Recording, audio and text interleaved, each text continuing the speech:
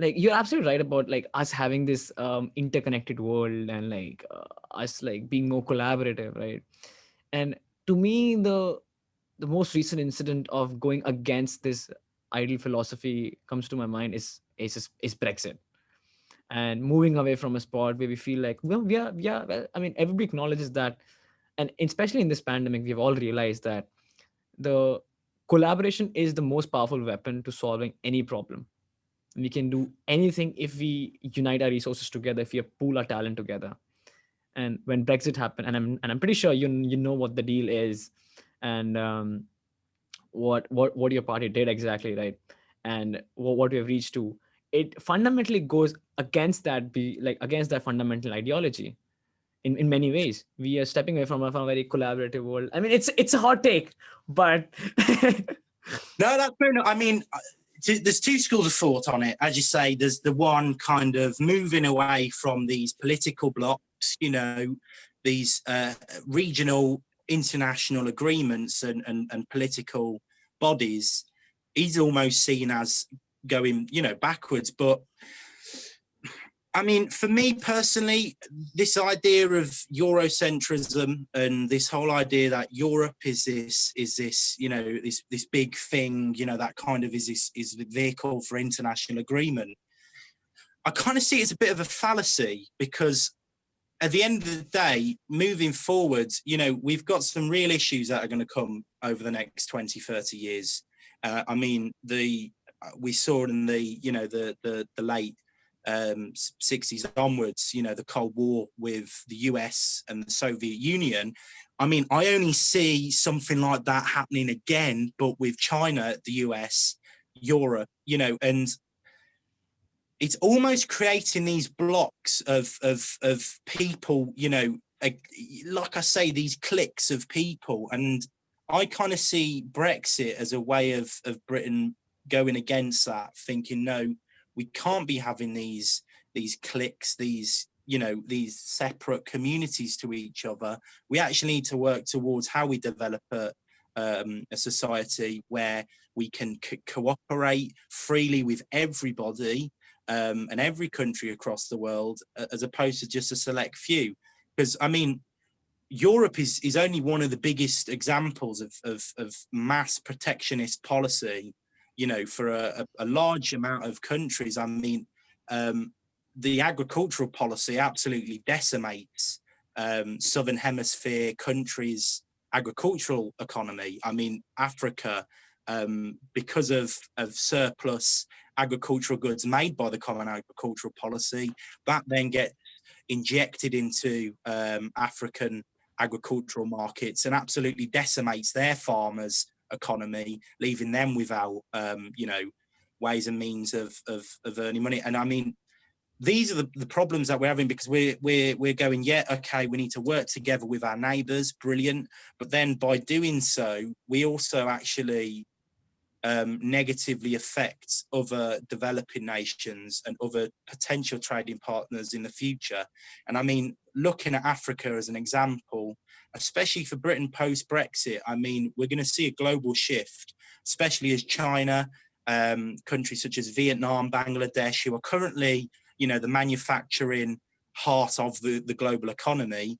We're going to see that shift as those start to become more service-based economies and more tertiary sector, quaternary sector economies. And that global shift is going to start moving to places such as Africa. That's why China's investing in Africa so heavily, because they know that that's going to happen. And for us in the future, I mean, personally, as I say, it's a difficult one, because, as I say, I mean, I champion nothing but international cooperation. I mean, we're going to have something, especially when it comes to climate change, especially when it comes to the issue of the state of, the world when it comes to China and the US, especially as China emerges as an economy after this pandemic. I mean, they haven't had any lockdowns at all, and that's going to have nothing but massive benefits to their their economy. I mean, Chinese exports have already, I think, gone up fourfold. massive increase. Massively. And this is what we're gonna see China come out of this as a much better position than they were before the pandemic. And we need they to got look the money doubled. Yeah, and this is it. I mean,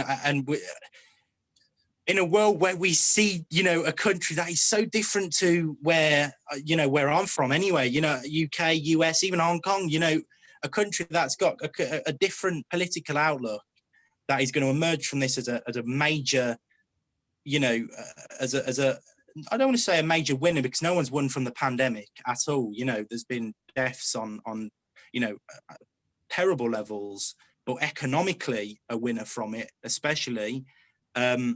It's going to be quite interesting to see. And I mean, I think Britain now kind of needs to look at how we operate in the international community, and we can't sit there and have these nationalist ideas of we can't, if you're not British, or you're not a British company or whatever, we can't have a relationship with you.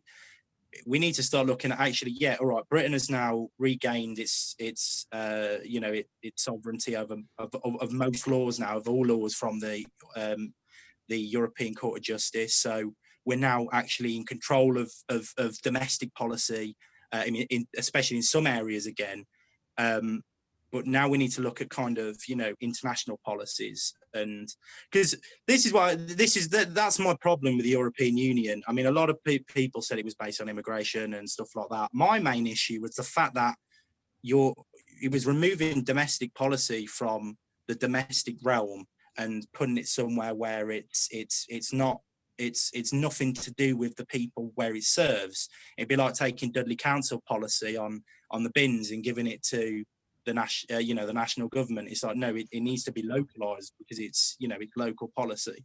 But I get both arguments. I'm not one of these people that sit there and go, Brexit is nothing but butterflies and dandelions and beautiful things, because there are challenges that arise from us leaving the European Union. Don't get me wrong, but at the same time, I kind of have a strong hope that with that we can now kind of hopefully push towards saying, let's not have these regional, blocks and kind of, have these, US, China, Europe. We need to start working towards how the global and international community interacts, and kind of, how we fit that around the economy, international trade, the monetary system, and all those different things that are quite complex and quite difficult to get your head around as well. Especially for me, I'm still sitting there looking at stuff like cryptocurrency and all these new technological advancements, and you see Elon Musk talking about AI and all these different things. And it's too much for one human to take in and analyze, but it's interesting. It'll be really interesting to see. And I mean, like I say, I mean, it's going to be a weird one, Matilda, because as I say, I mean, as a lad from the Black Country in the UK, Dudley, one of the ex-hearts of the manufacturing in the UK, quite a working class area, I see nothing but hope among people when it comes to this Brexit, result, and with us leaving now, because people have got kind of, as I say, lost faith a lot in our financial institutions, in our political institutions, but now people are starting to kind of think about different ways in which we operate with things, and kind of look at how we can take this thing that some people kind of see as this, anti-globalist, movement, and kind of take it away and say, actually, no, this is going to make us more of a player in the global economy and in the global political realm, because we can now go out there and forge not new alliances, but forge new relationships with countries that we wouldn't else be able to have if we were still in the European Union.